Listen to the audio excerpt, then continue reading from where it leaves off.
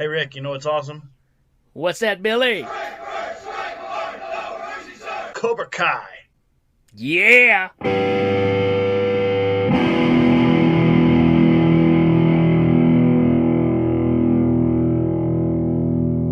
right, so I know you've been talking about this for a couple of years since that first season came out on YouTube. And I didn't do the YouTube Red. I don't know what was going on. Um, Small screen on my computer or my phone or whatever. I didn't catch it in the first run.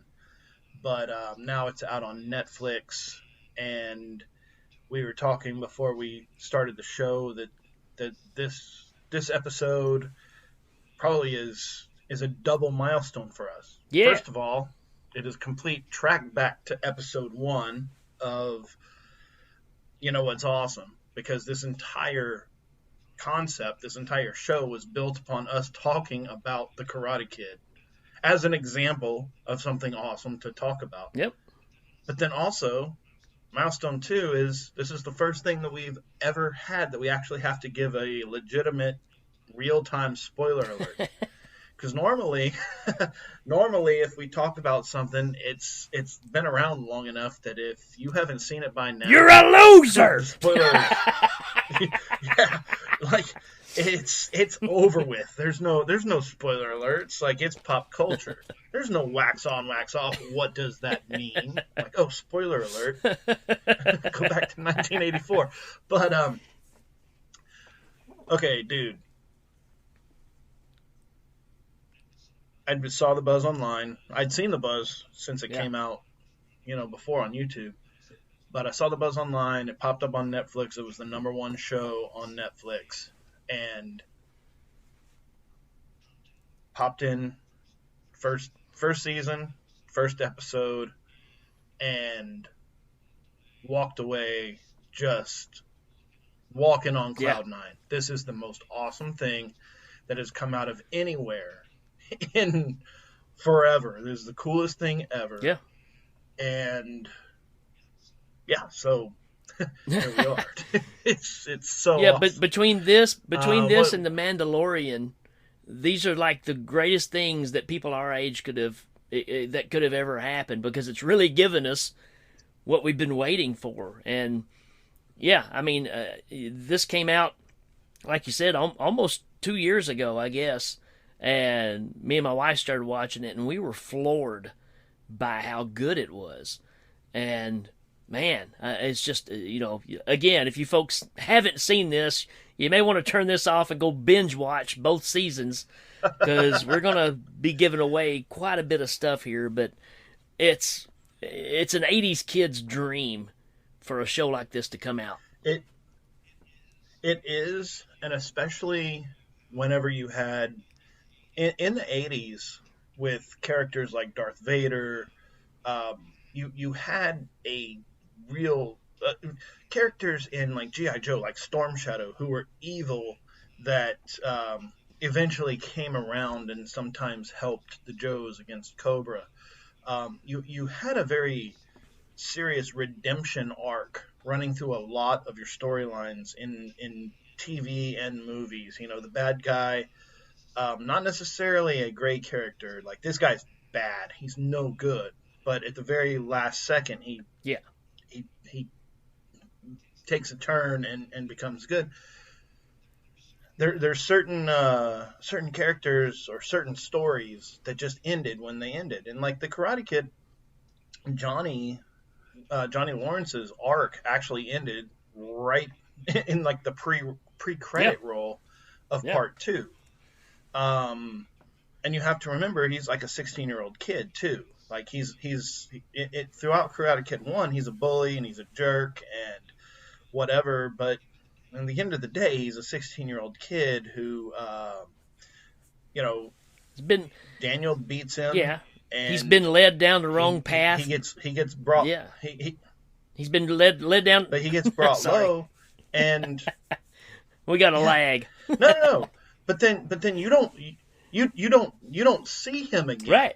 That's it. You don't see him again after the opening credits of Karate Kid Part 2 until now. And now, I think it is a stroke of brilliance that he does not he doesn't he's not computer literate. He doesn't mess with like the internet or whatever because that's all geek stuff. It's Right. uncool. It's not Right. badass. So in the 80s, computers were for Yep. nerds. Computer and computer stuff, even up to including the 90s, whenever people started getting online, with old school AOL, the little kids then who are grown now are the ones who were not nerds. But if you were of our generation, if you were a Yep. computer guy, you were almost by definition a nerd. So if you were Johnny Lawrence's age in 1984, then he worked construction and drank a lot of beer and kind of slept through the internet age, and now he's waking Yeah. up and he's down and out. And the opening scene, or the opening couple of scenes of this new series, turns him into a de facto Mr. Yeah. Miyagi, even like completely not of his doing, not something he wants to be. He's just a drunk, overgrown kid trying to buy some beer, Yep. and he sees some kids getting bullied and beat up in a parking lot, and he whoops the crap out of the bullies, and then has an epiphany. I should start a karate Yeah. dojo. Yeah. It's so great. And the other thing of it too is it hits so many different sensors for us because one, it's the guy that's still trapped in time, right? He's still driving the old car. He's totally washed up. It kind of gives us the nostalgic thing because we don't want to let go of those things either, right? But at the same time, it's also that thing of, hey, remember the popular kids in school? What are they now? Probably washed up. It kind of gives you Exactly. that rebuttal of the people that were it in school. Well, when real life comes to them, life's not fair to anybody. So, and this is just a great example of the guy that was supposed to be it, and it was all swiped away, and you find out that he still blames it all on Daniel LaRusso. I mean, instead of putting his big boy pants on and going out and making something of himself, he refused to do that and let this ghost hold him down, or demon, however you want to approach it. And the brilliance of this show, and I'm sure we're getting right to that point, is, this whole reaction is the fact of him telling the story from his perspective of what happened in the first movie.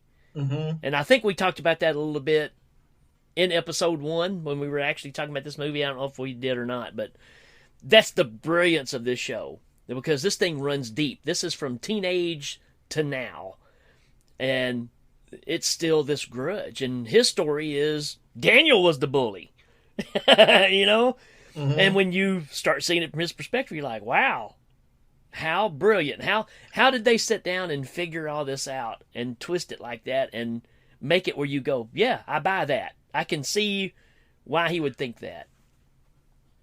I'm with you on that. I actually have seen those videos where it's like, oh no, Daniel was the bully, but then whenever you go back and watch the movie, you see Johnny come up and like kick sand on the radio and like be a jerk. So like the perspectives are different, but you do have that, like in Karate Kid. Let's to be fair, Johnny Lawrence was a jerk. Daniel was not a slouch. Like he was Upper East Coast. He came in and he got pushed around and he tried to fight. He just got beat down. Yeah.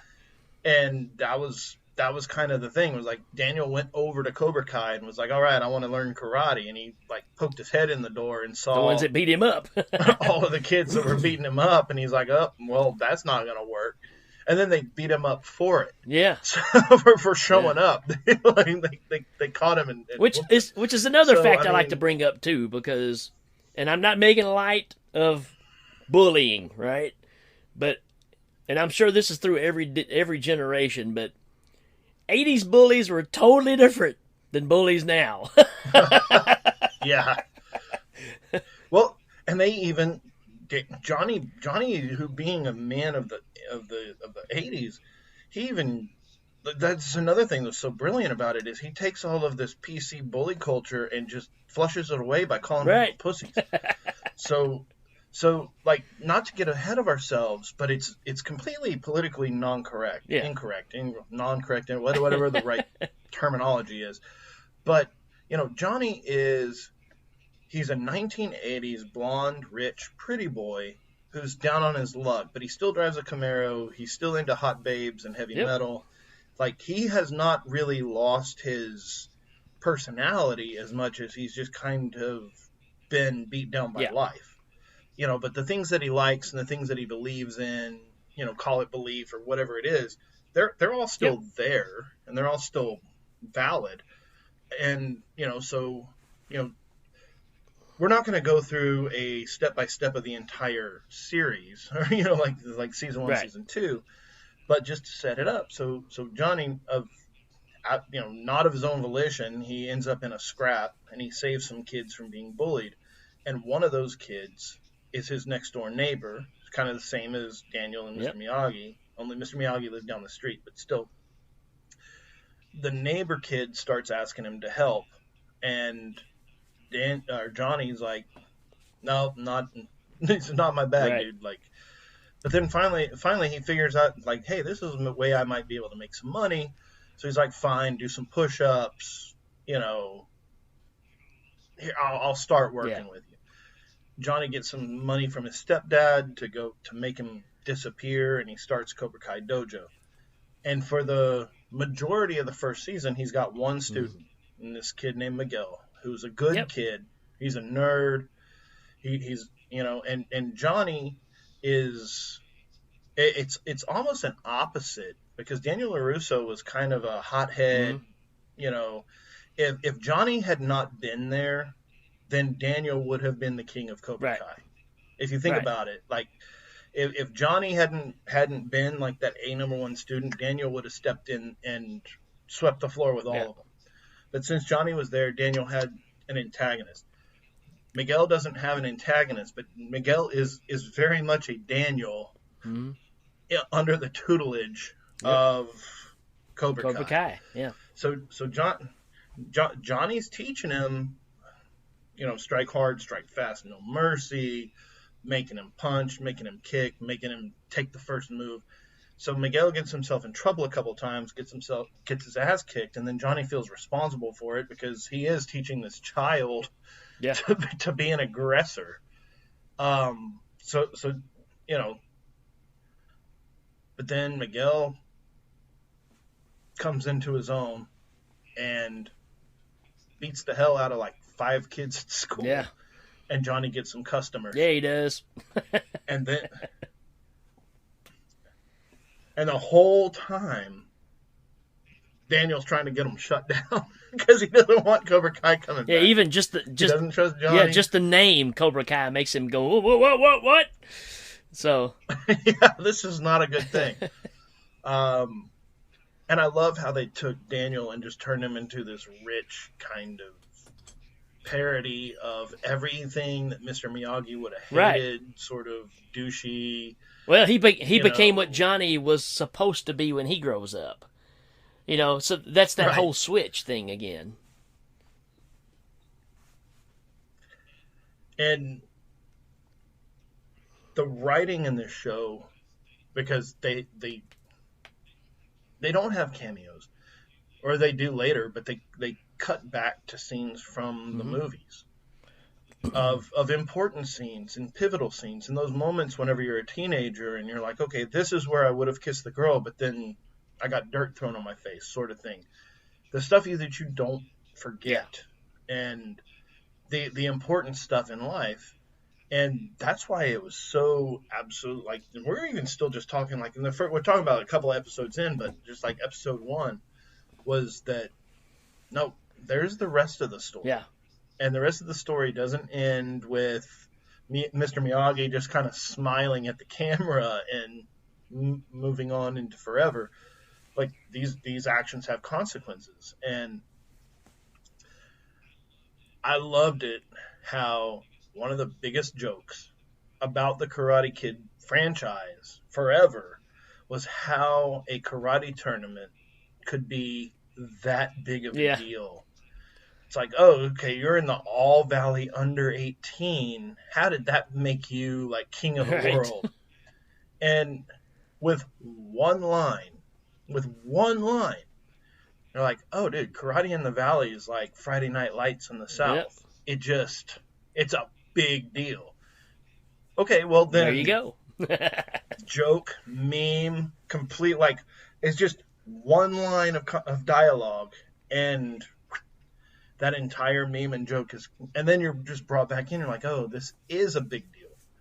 This is a Yeah. huge deal because obviously these people's lives are hanging in the balance. Right. But I've just gone on and like for like 20 minutes.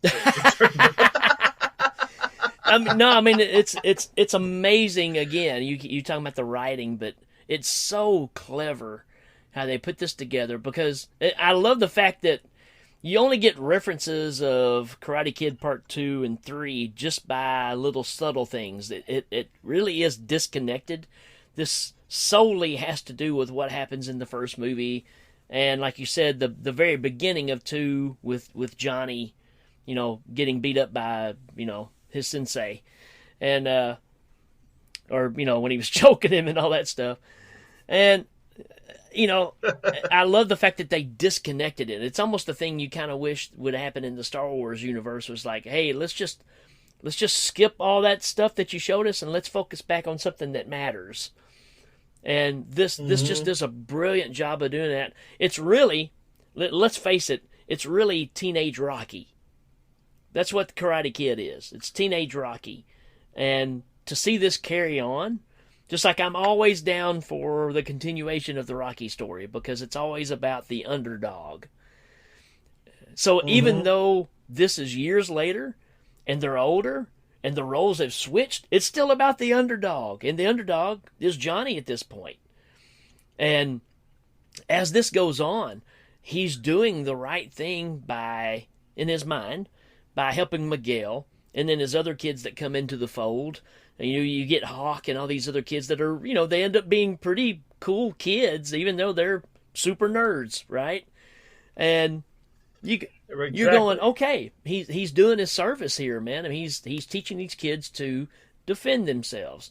You don't have to. I mean, that's the problem is his teaching is, like you said, strike first, and so that's kind of a problem, but that's what he knows. So, it's that tightrope act of, I'm teaching you how to defend yourself, but I may be teaching you the wrong mindset to use it. But he doesn't want it to be the way that he was taught either. So he's trying to dial it back some for these kids. And he takes Miguel and the group and takes them to All Valley, right?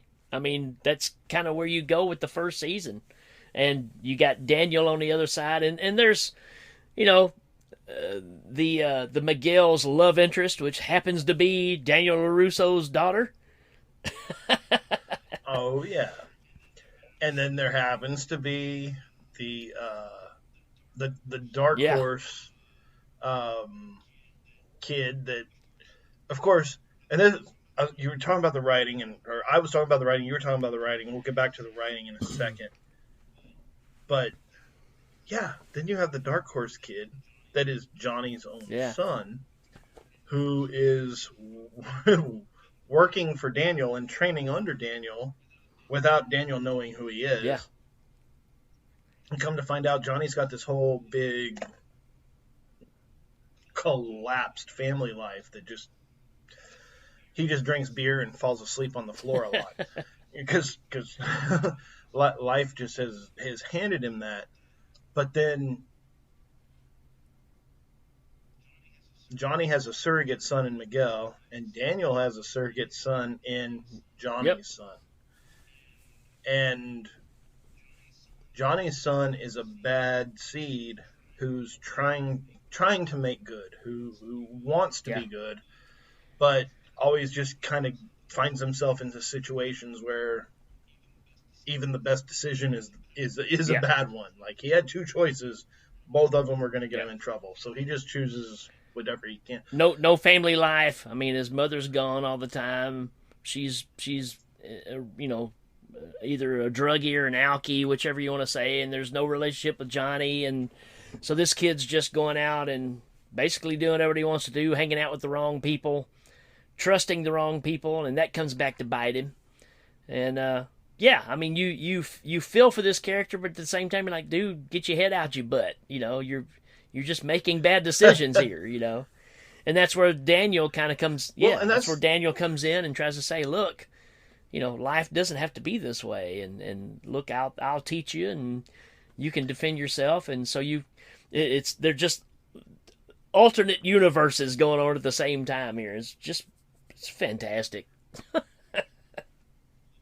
Well, it's also such a tribute to the 80s in that it's really kind of playing out like an 80s soap opera, kind of like Dynasty or something like that, in that there's all of these situations that, you know, it's like throughout the entire 2 seasons, there's so many different, not that I would want them to happen, but it's kind of like watching Three's Company, where it's a communications issue, where if you're just like, whoa, just stop. I'm only wearing the hat because, for whatever reason, so that, like, whatever your misconceptions are, we can just put them aside and just, like, move forward.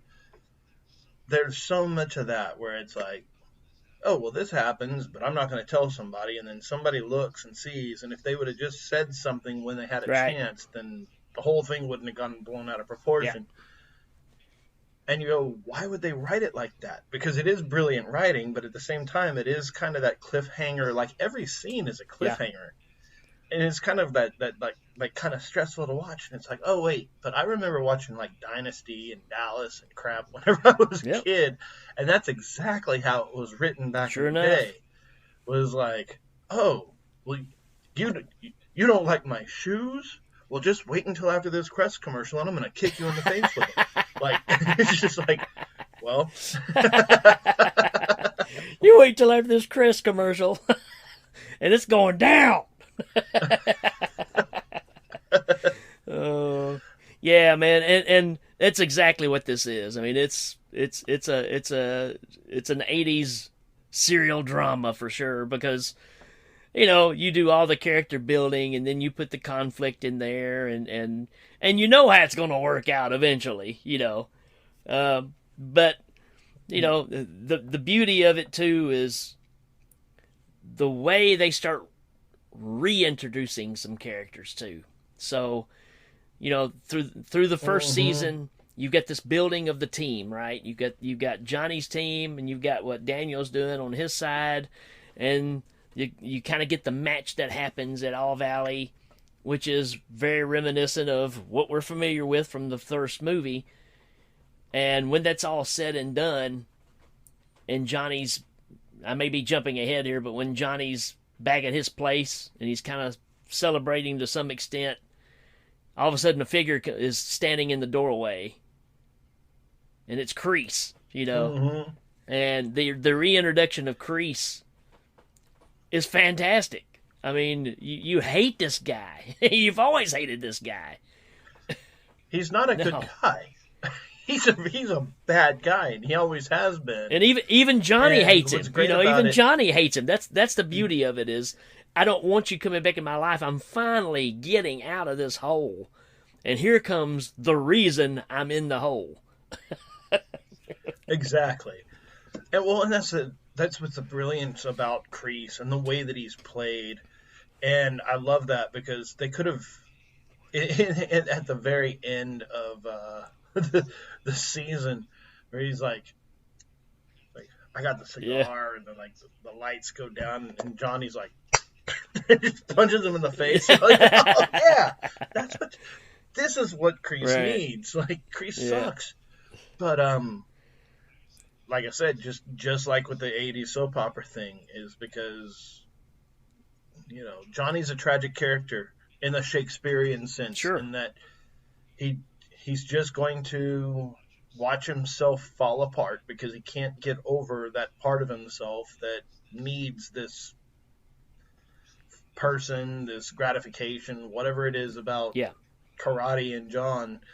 But man, the the training that these kids go through, the metamorphosis that all these nerds go through, working with Johnny is so Yeah. great.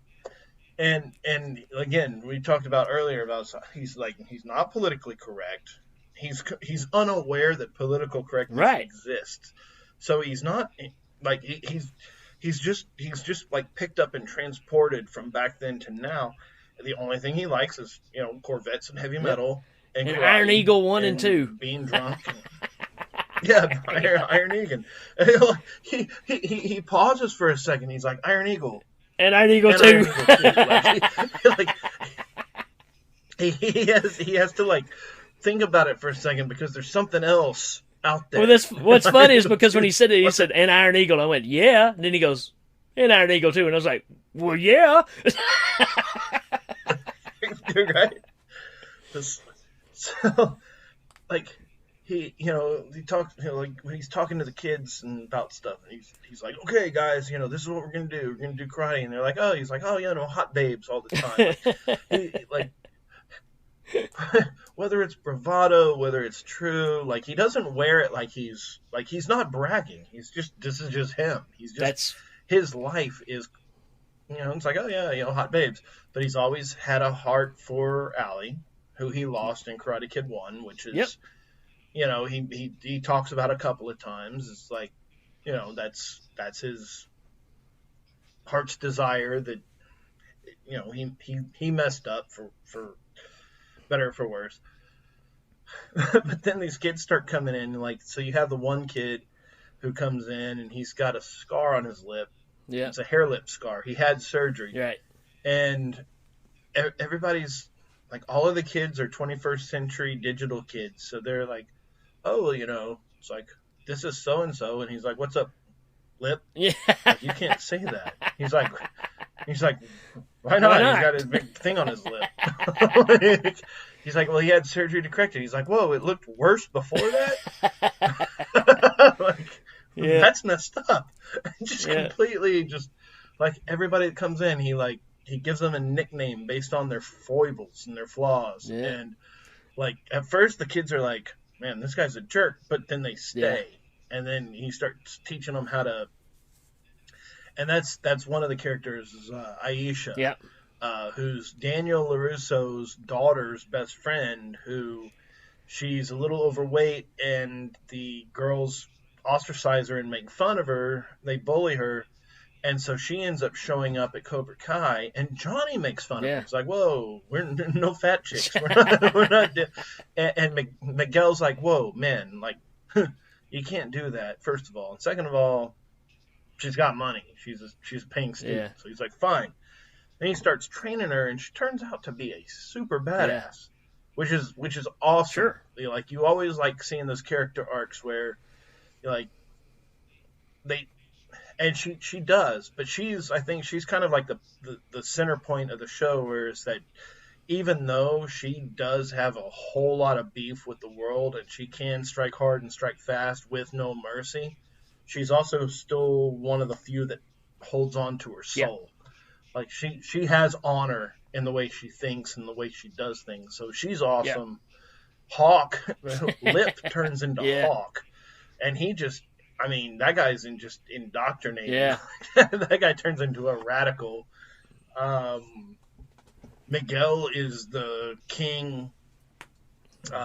Cobra Kai. He's got got the most potential. He's got a long way to go, but yeah, he's the star pupil for sure. And I love the fact of Johnny's generosity was towards Miguel, but when all the other ones start coming in is when the light bulb comes on of money, and then it starts it starts becoming money. And but at the same time, he surprisingly, somebody in this kind of situation that has done the wrong thing for so long, he kind of holds it all together here. He's making the money, and he's kind of doing it for the right intentions, but then for the wrong intentions, but it seems to work out his way. So that's another interesting thing, because you expect it to fall apart, and he's sold on the idea, so it's kind of given him a purpose again. Well, then you get Kreese in there, just Yeah, messing things yeah. up. Kreese comes back and starts trying to tell him how to run everything, and he even thinks less of the kids than Johnny did. He's like, "Really? These are your students? Look at them." Of course, you remember Mm-hmm. there was a stereotypical guy that was Cobra Kai in the '80s, right? I mean, they were this high, built a certain way. That's Cobra Kai. And for it to be a mixed bag of little short nerdy kids and overweight kids, and then you get the dude from the store that decides to to be a Cobra Kai, and he's maybe Stingray. Stingray. Maybe he's in his 30s. I don't know, but of course he's there for Dude, comic relief. There's no doubt about it. dude, if there was a karate dojo around the corner right now, I'd go to it. Right now. Like, I wouldn't care. I'd be like, hey, man, COVID, it's been on long. Just punch me in the face, man. I don't care. Just let me go. Because it's been like, but no, dude, like, I understand. Yeah. Oh I'm yeah. right there with Yeah. like poor Stingray. He's like, I live with my mother. She let me. She let me come. Yeah.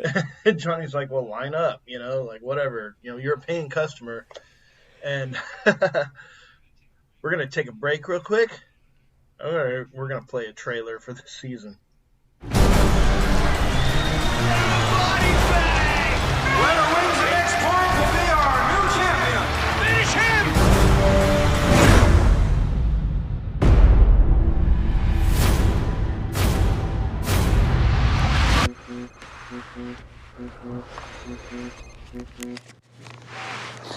Who is it? Banzai! Daniel LaRusso here for LaRusso Auto. We are chopping prices on all of our inventory. Johnny? I knew it was you. This is Johnny Lawrence. He and I go way back. Oh, this is the guy whose ass you kicked. If you want to get technical, I kicked his face. Hey, where's golf coming? Oh, I didn't know you guys were trying to buy beer. Hey! Watch your car, man. Get the hell out of here, loser.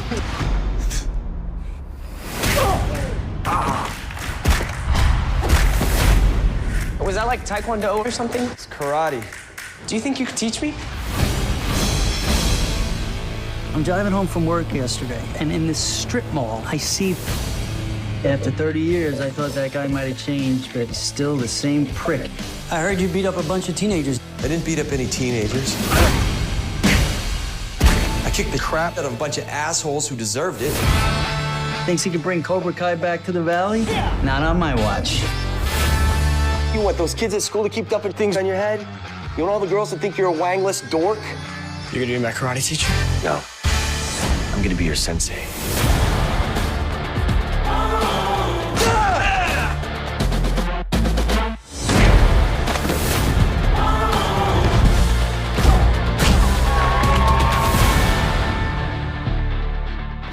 I'm gonna teach you the style of karate that was taught to me. A method of fighting your pansy ass generation desperately needs. Okay, let's see what you got. She's a girl. And? I'm sorry. Are you okay?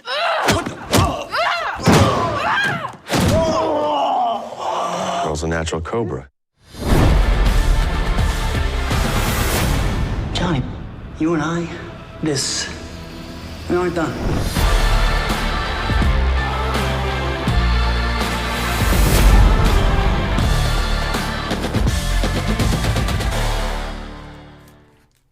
Whoever is behind this, kind of like Favreau, is a super fan. He knows everything about Star Wars. He knows more about Star Wars than the people who make Star Wars. Yeah. So now he's making Star Wars with the Mandalorian, and Yeah. You see how that turns out. right. You can kind of see with again with Favreau, like you saw where Marvel Comics and things were going, but he had a vision for Iron Man. Yep. And his vision for Iron Man was It we're not going to try to go in and turning him into like RoboCop. We're just going to make Iron Man. And that worked. Yeah. Get a good actor behind good special effects and write a good story, and you have a win. You have to have it all, and that's what makes these things work. And I think that's what we forget it a lot of the times. You'll live out one of those elements, and it just tarnishes the idea, the concept of what you had. And this is Zabka, man. Zabka's driving this bus. And that's another thing that's kind of impressive with this. I mean, it's his baby, Well, it's awesome. And again, just the things that could have been, with, like I said, if Johnny hadn't been there, then Daniel would have quickly risen through the ranks and been a meaner bully than Johnny. Yeah. Because Daniel didn't put up with any crap, and he was out of his element, so he was even a little bit more aggressive. It was Miyagi that toned him down, like kind of drew the good out of him that could have been so easily turned bad by Kreese, right. Which they discuss in Karate Kid 3, which I don't even remember watching, right. But they discuss it at the end of the season where he's like, well, I was Cobra Kai for I a know while, because I was Cobra Kai, yeah. Yeah. So many of the reflective scenes of the students like headlocking each other or fighting each other or having the exact same beef in 2020 as they did in 1984. Yeah. Man, I couldn't stop from tearing up when the other Cobra Kai. Oh yeah. The reunion of the Cobra Kai, man, like, oh, your buddy's in the hospital. Oh look, it's all the a-holes got back together. I'm gonna cry. Yeah, but no, they're not. They right. grew up. They all grew up. They all grew up except for Johnny. And they're all horrified. Like, they're not horrified the fact that he's running a dojo. They're horrified that he brought back Cobra Kai because that brings out the bad in people, which kind of rolls into the end of the season. But they're also horrified that Kreese is back. Yeah, they're like, oh my God! You not only did you revive this tarnished name, but you also brought back this dude who's like the abusive father we never all want. But one of them's a preacher, right?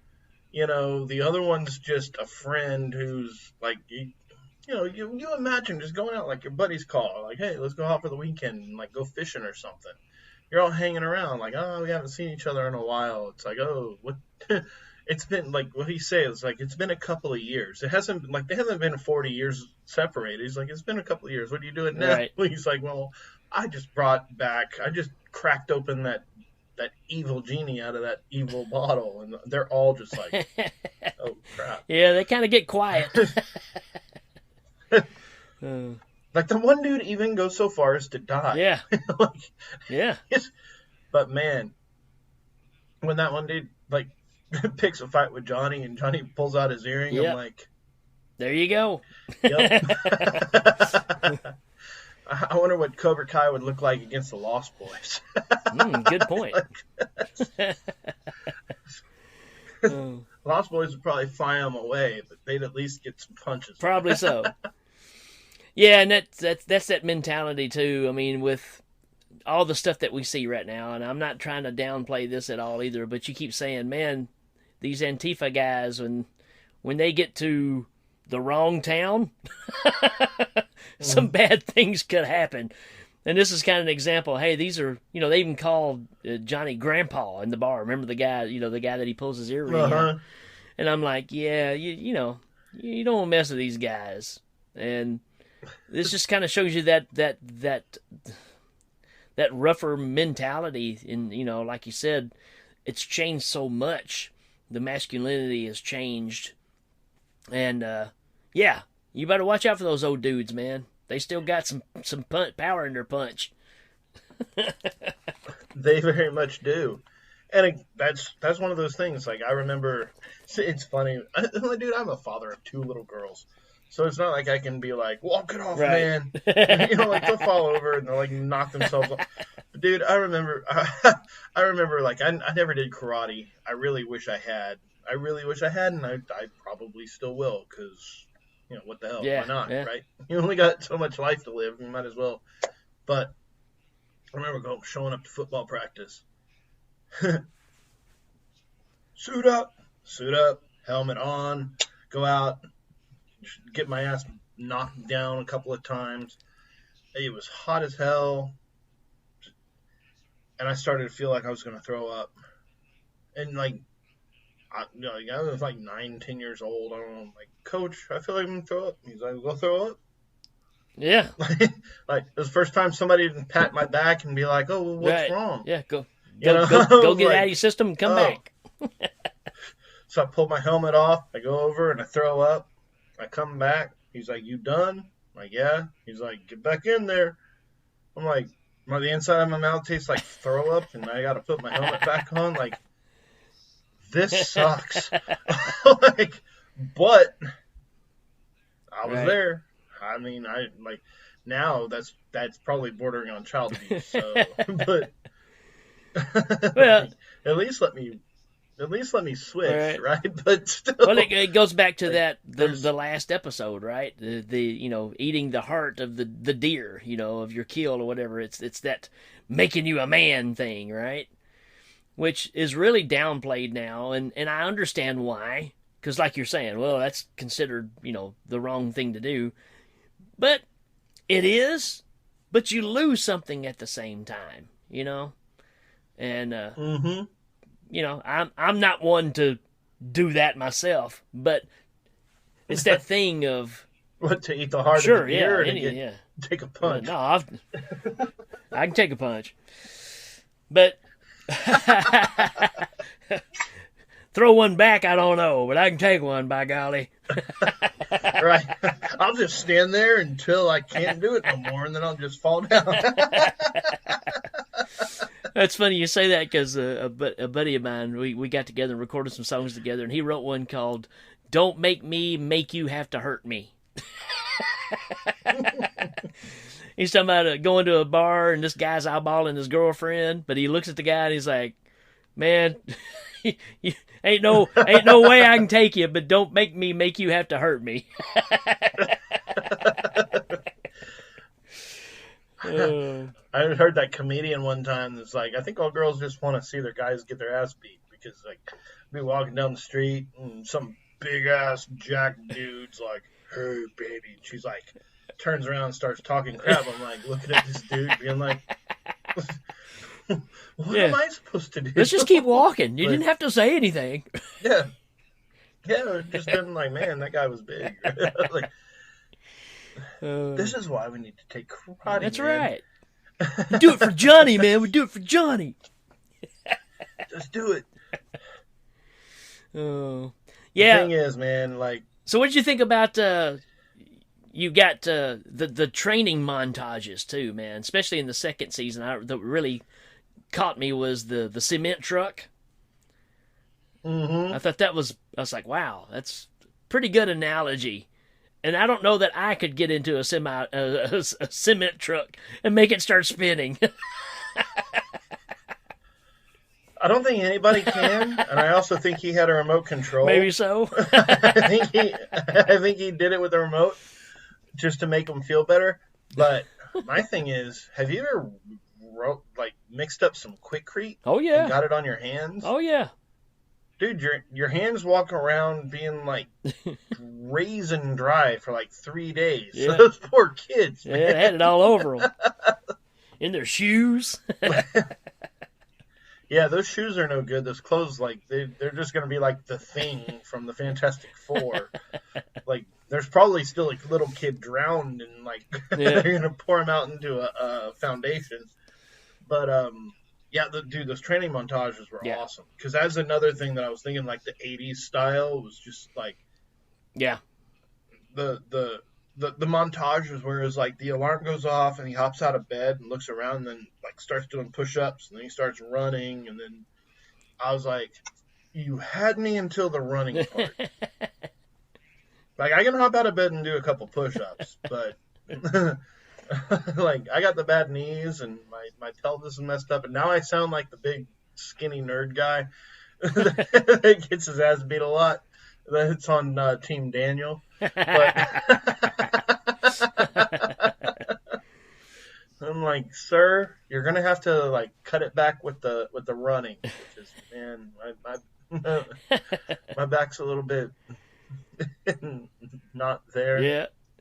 Second season, we get Tori in the mix, the new bad girl, love interest, who is nothing but trouble.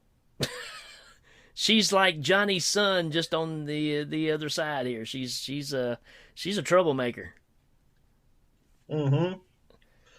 Yeah. And the thing is, like, everything she says is right, but everything she says is also manipulative. Right. So she's like, well, yeah, there is good in the world, except for there's also a lot of bad, and it's fun. Yeah. And you're just like, uh-oh. And you've got like things are... Miguel and Daniel's daughter they're in Splitsville for the time being. She becomes the new kind of love interest for Miguel, and it's always just stirring the pot. And she ends up being best friends with Aisha, or one of her friends, which, so that whole triangle there is always a mess. Well, and then you have Miguel trying to be a decent human being, and then you have Kreese over there just like messing with his mind. Yeah. And this kid's what, like 16 maybe? Yeah, if that. Like 16 years old, 16, 17 years old, and like it even gets to at the end of the first season where Cobra Kai wins, but they win dishonorably because Miguel is fighting against. Well, Hawk is fighting against Robbie and hurts his shoulder and then kicks him while his back is turned. So it's dishonorable, and Hawk gets kicked out. So then Miguel's fighting against Robbie, and he attacks him while he's injured. He hits his weak point. Yep. At this point, Robbie's fighting one-handed and not necessarily winning, but at least defending.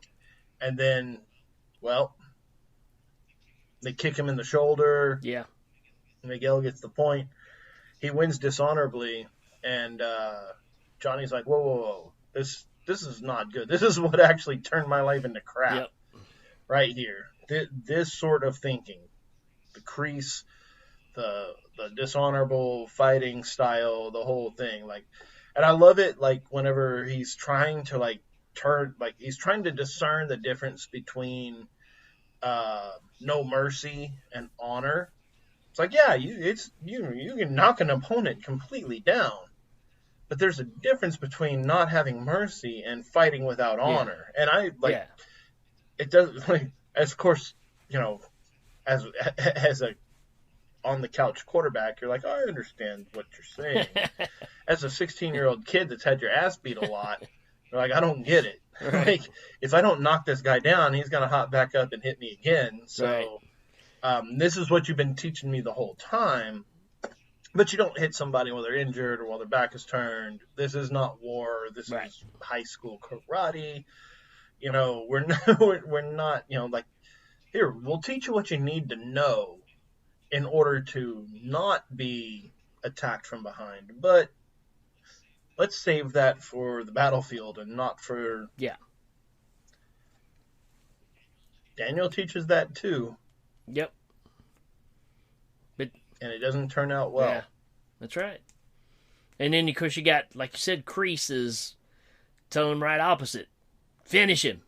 In real life, you finish him. Because if you don't, you're a loser. If you're not first, you're last. Not if, yeah, it's not if you don't finish him off, he'll stand up and hit you again. Like, if you don't finish him off, you suck. Right. Right. It's like like your enemy's defeated. You're gonna drag you off the battlefield. You're gonna have some honor somewhere. No, Kreese is just like, no, you kill him, because if you don't, you suck. Yeah. Kreese is dangerous. Yeah. Kreese is insane. And then you get And he has been. Yeah, oh yeah, absolutely. I mean, that's the thing about it too. I kept thinking, man, they're going to show that he's got some sort of dementia or something because he's bringing up all these war stories, and he's getting locations confused, and that's kind of what I expected the way that turned out. But it didn't go down that avenue at all. It ended up, you get a short moment here where, Johnny and Daniel end up just running into each other all the time, and then there's this one time where Daniel is kind of falling for Miguel's mother, and they end up going out on a date. Well, they're sitting there eating, and the table right next to him is Daniel and his wife, and it ends up being very, very uncomfortable. And before the night's over, they even shake hands, so they've kind of come to an agreement of, hey, maybe things are different. Maybe we're holding on to grudges and we shouldn't, And then it just all gets flushed down the toilet not long after that, because when all the kids go to school the next day. What a throwdown. You talking about awesome. Folks, you could not watch the rest of this. So and cool. It was a fantastic just montage of fighting throughout the school. It was fantastic. Dude, it seemed, and I know it wasn't because I just stood there in awe watching that entire montage, but it seemed like a one camera pan, because a lot of times it was just like fighting, and they just change locations and fight. But it's like the whole school is just beating the hell out of each other, and like friends are fighting friends are fighting enemies, people who didn't know each other, like the two little kids. Like the little Asian kid with glasses and the little super nerds, man, the little bitty guys. Yeah. They're just beating the hell out of each other, and it is so good. But yeah, this is where all the tensions come up, because people that try to join Cobra Kai or friends of the original group kind of separate because they don't like the direction that Kreese is trying to teach everybody to go along with Johnny. Johnny kind of disappears for a while because of the old Cobra Kai getting together. One of them's on hospice, and so they're kind of catering to that. So while he's gone, Kreese is filling the kids' minds with crazy stuff, and they go to school and do all this crazy stuff. And so you got the conflict between the girls, which were all friends, and then you got Tori, who hates Daniel's daughter because she saw Sam and Miguel kiss, because they used to be an item, and it was kind of an accident thing that happened, but anyways, it happened and she saw it. So that's where all that starts. And yeah, man, Tori, she don't play fair, man. She brought that bracelet out and put it on her knuckles. It had spikes on it. It's like, dang, man, this is gonna get serious. No mercy, bitch. It's bad. And to top that off, you get Miguel getting seriously injured, and like I said, he's kind of falling for Johnny's falling for Miguel's mom, and of course there's now a rift there because he was supposed to protect her son instead of let something like this happen. Johnny turned him into something that he wasn't. He used to be a nice boy, So you got that kind of conflict. Well, then he got him hurt. Yeah. And all of this is a lot of Kreese. Yeah. Is that now you have warring factions hurting each other in real life. It's not karate hurt. It's not sports injuries at this point. It's actual personal war and injuries. Yeah. And then you have all of the Go ahead. All of the history of the originals, because the Cobra Kai used to attack Daniel just in the middle of the night up against a fence and just beat the hell out of him. Yeah. And that was just the 80s. That's just how it would happen. Yeah. Like, there's probably a few people that are like, oh, that used to happen to me all the time. Like, even if it didn't happen personally, like up against a fence, like getting hit by 6 guys, like, you got your ass kicked at school and you went home, told your mom, and she told you, your dad was like, oh, shake it off, punch him in the nose, they'll stop it. That kind of thing. But then you have Johnny, who's just completely lost it all. Yeah.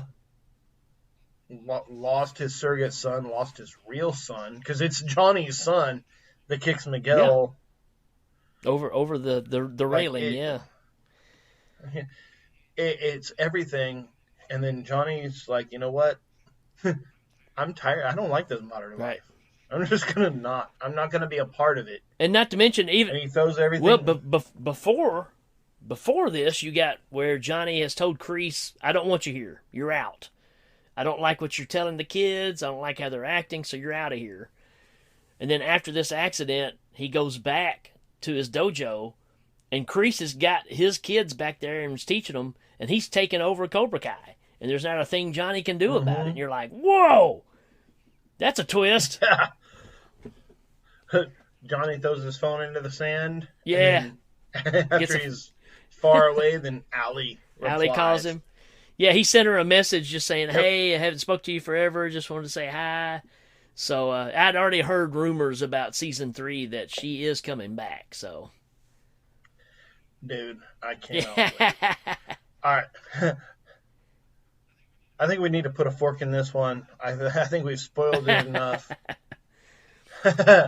Yeah, it's Cobra It's Kai, awesome, man. If you haven't seen How about it, his car? it's What about his amazing. car, man? We got to talk about the car for a second. Dude, the car. I love the fact that Daniel's wife's just like, give him a car. Just make him go away. Give him a car.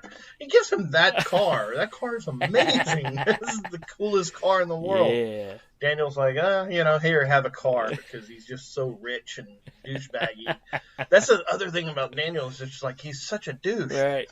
Like, he's just grown up and, like, he's got the fat, not, like, he's just a kid that plays the iPad all day, like, jerk son. Like, Daniel's not very well balanced either. Right. And so there's got to be some great stuff. But, yeah. We're right up against an hour. Yeah. I think we have a lot of stuff to talk about. Oh, man. Check us out on Facebook. Check us out on Instagram. Check us out on Twitter. Check us out on YouTube. Yeah. Check us Hey, out we're on... up to seven subscribers now on YouTube. How about that? Woo! Dude, that's a lot bigger percentage. I don't want to do that math. Last week, one was 20%, so that's 40%. That's higher, telling you. But it's Yeah. not. But yeah, check us out. We'll see you next week on You Know What's Awesome.